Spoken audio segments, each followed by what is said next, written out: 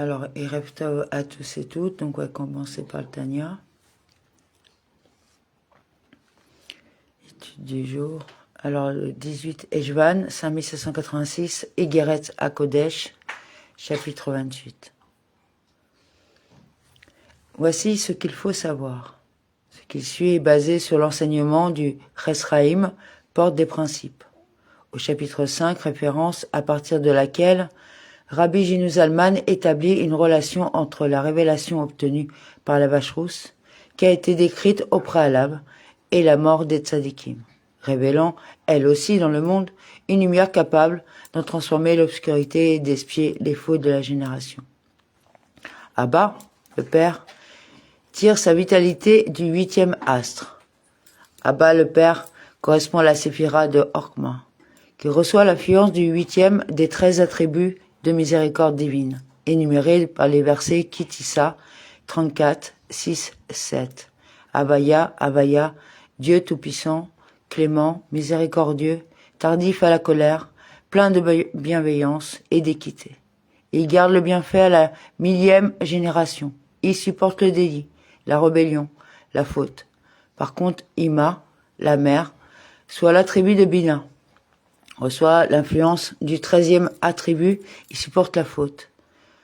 Ces deux attributs de miséricorde divine, le 8e, il garde le bienfait, et le 13e, il supporte la faute. Ils sont définis ici comme désastres, mazal, parce qu'ils accordent une influence qui s'écoule ici-bas, nozel.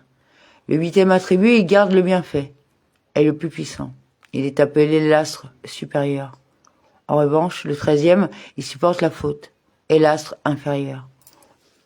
On verra à ce propos le Zohar tome 2 à la page 177a et tome 3 aux pages 134a et 289a, qui est l'élément de réparation, tikkun, appelé Venotzer, et il garde le bienfait.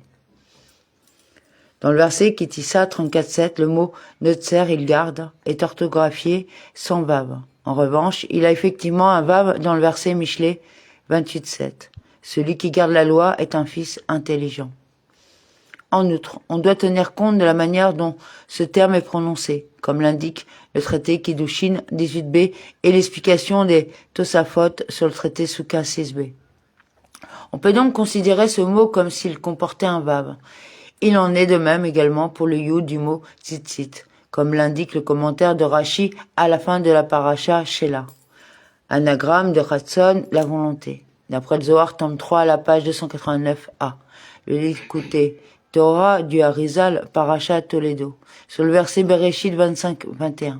Et Parashat Issa sur le verset Shemot 34-7. Le Péri Chesraïm, porte des Sélirot. Au chapitre 8, étant l'astre supérieur, le plus haut. C'est le 8e attribut qui révèle la volonté de Dieu. Il en résulte en outre un moment de bonne volonté.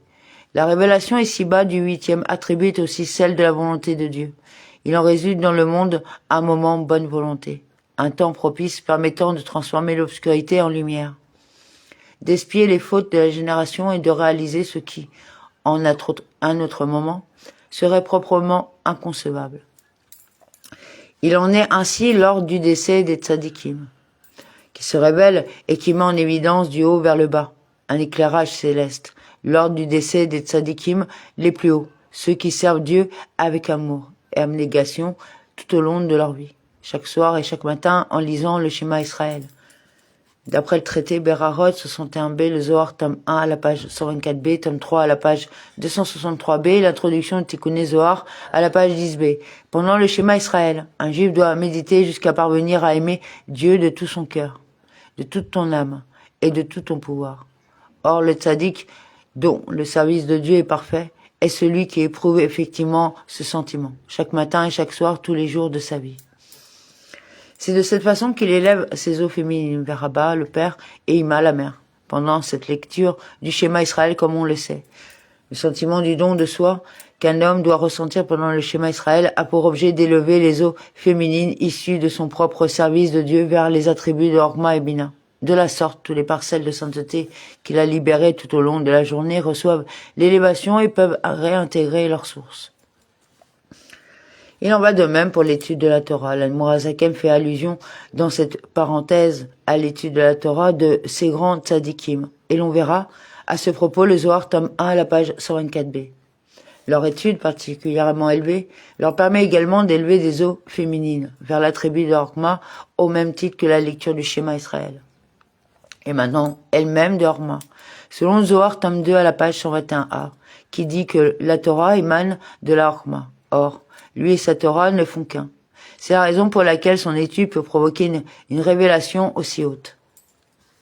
Fermez la parenthèse. C'est donc de cette façon qu'il révèle et met en évidence les eaux masculines de l'élément de réparation, le tikkun venotzer chesed, et il garde la bonté. La révélation des eaux masculines est la rétribution de leur bonne action, de l'élévation des eaux féminines, et elle est, bien sûr, à la mesure de ce qu'ils ont accompli. Celle-ci scintille d'une manière évidente lors de leur décès. On sait en effet que tout l'effort investi par un homme en son âme. D'après les versets Michelet 16-26, l'homme qui travaille le fait pour lui-même, et Ishaïa 53-11, délivré de sa peine de son âme, il profitera pleinement du bonheur. Par sa sagesse, le tzaddik, mon serviteur, fera aimer la justice au plus grand nombre et il se chargera de leurs fautes. À ce sujet, on verra aussi le traité Sanhédrin 99b. Au cours de son existence, qui reste caché et occulté là-haut, se dévoile et brille ici-bas, lors de son décès. Lors de son décès, tout ce que l'homme a accompli ici-bas reçoit la plus haute élévation. Quand il s'agit d'un tzaddik, il est clair que la mission confiée par Dieu à son âme a été pleinement réalisée. Cette élévation est d'autant plus considérable. Ainsi, en mettant en évidence ce reflet de l'élément de réparation, le tikkun venotzer chesed, il garde le bienfait. À l'occasion du décès, on obtient donc l'éclairage de la bonté de Dieu d'un monde à l'autre, pour ceux qui le craignent. Tehillim 103, 17. Plus précisément, l'expression d'un monde à l'autre peut être lue comme du monde caché vers le monde révélé, faisant ainsi allusion à la révélation d'une lumière qui transcende l'enchaînement des mondes. Cette révélation accomplit des merveilles jusqu'au fin fond de la terre. Tehillim 74, 12.